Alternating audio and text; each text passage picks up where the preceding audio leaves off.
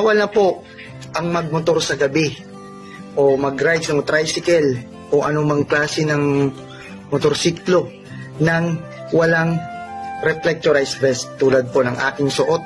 Tama po kayo nang narinig.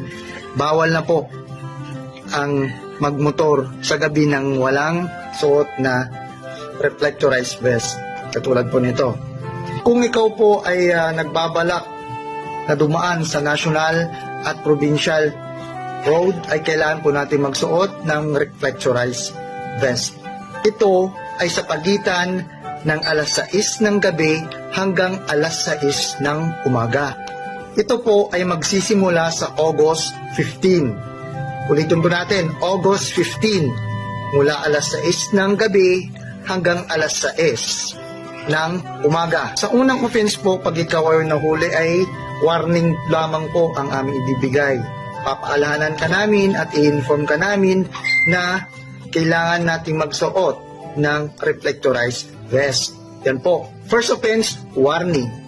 Sa second offense naman po ay 1,000 pesos. At sa pangatlong pagkakataon po na ikaw ay mahuli ay 2,000 pesos.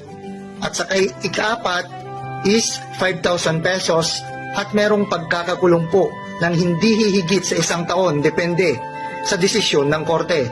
O kapag ikaw ay may backride, kailangan po yung backride mo po is meron din po siyang suot na reflectorized. Kapag naka-e-bike ka, kailangan nakasuot ka din. At kapag may top box ka, yung U-box, yan, kailangan po meron din siyang reflectorized sticker. Yan. Then, mga naka-tricycle, yan po, e-bike, e-trike, yan po, yung mga saklaw niyan, kailangan po nakasuot ng reflectorized vest. Kung napanood mo ang video ito ay maaaring i-share mo din sa iba para naman ma-inform sila.